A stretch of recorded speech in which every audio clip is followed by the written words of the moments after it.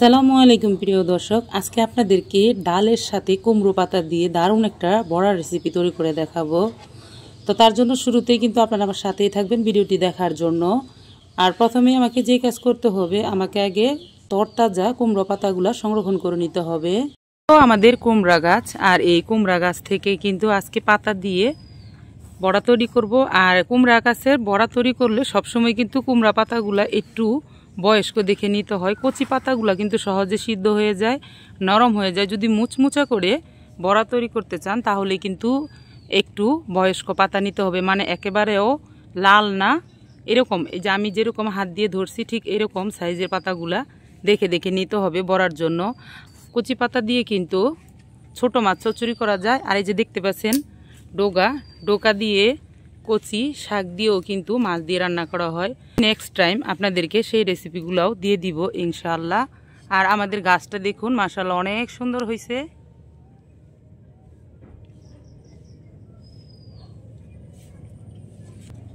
আসলে গ্রামে থাকলে তরি তরকারি কিন্তু কোনো অভাব হয় না। আপনি যখন যেভাবে খুশি সেভাবেই কিন্তু আপনার ইচ্ছে মতন তরকারি পাক করে খেতে পারবেন।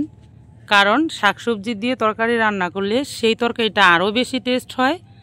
আর আপনারা চাইলে কিন্তু এই কচি ডুগার সাথে চাপা শুটকি দিয়েও রান্না করতে পারবেন, কচি পাতা কচি ডুগার সাথে। এখন আমি পাতাগুলা তুলে নিচ্ছি।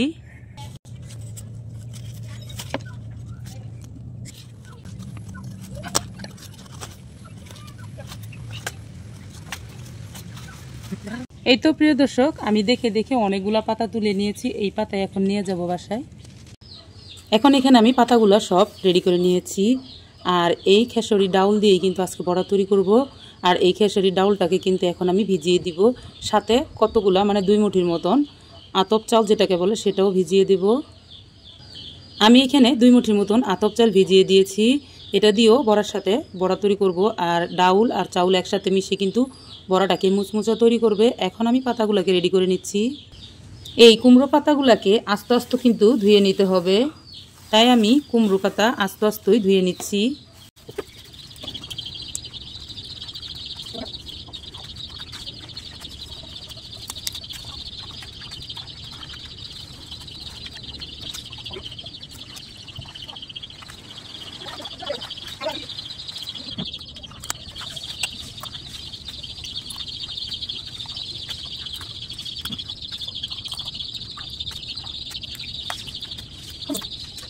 পাতাগুলো আমার সব ধোয়া হয়ে গেছে। এখন যে কাজ করতে হবে, এই পাতাগুলোকে এভাবে হাতে নিয়ে আলতো হাতে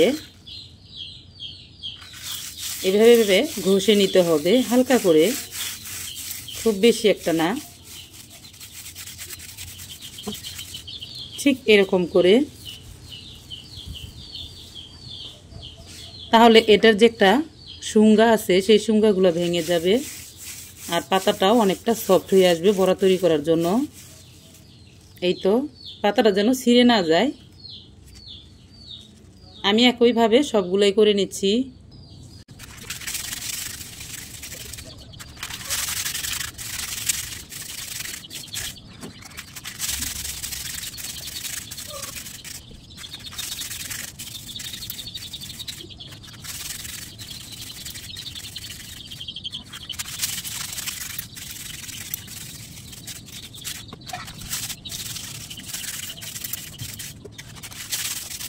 পাতাগুলাকে আমি ঘষে নিয়েছি। আর পাতাগুলা ঘষে নেওয়ার পরে কিন্তু কমে গেছে, কারণ এগুলা যখন হাত দিয়ে ঘষে নেওয়া যায় তখন সফট হয়ে একটু নরম হয়ে যায়, এর জন্য কিন্তু কমে গেছে।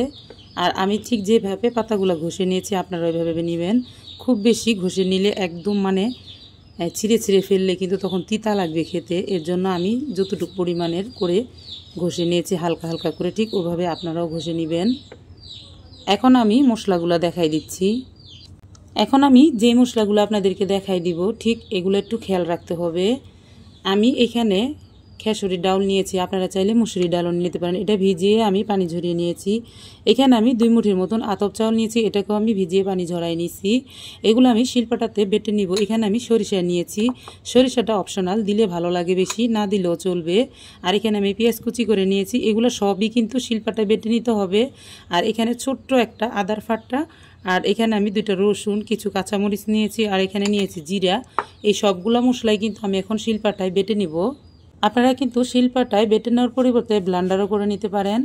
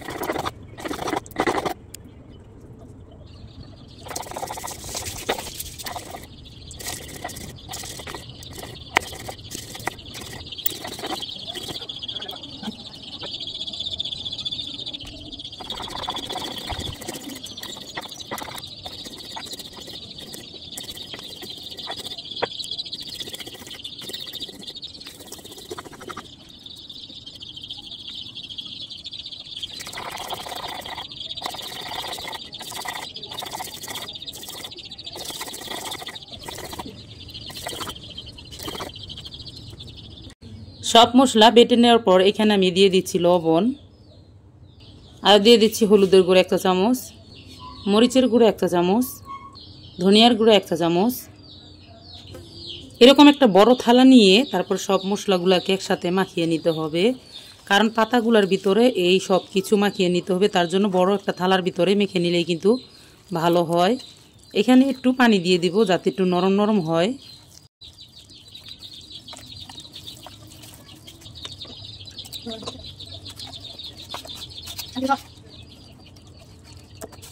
এখন এখান থেকে পাতা নিয়ে এইভাবে আমি মাখাবো।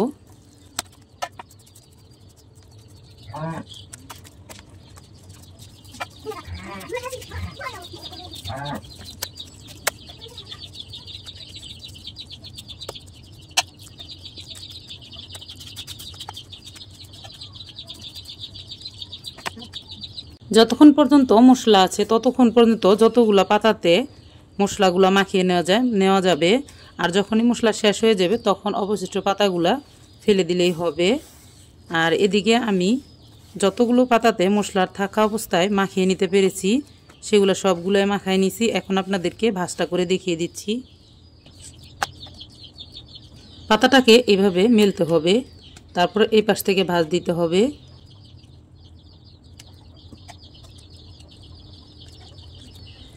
ঠিক এভাবে ভাজটা করে নিতে হবে।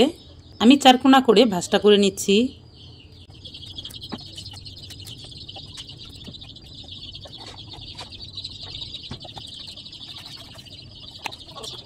এখন আমার সবগুলা পাতায় এভাবে ভাজ করে নেওয়া শেষ। আমি এগুলা ভাজবো।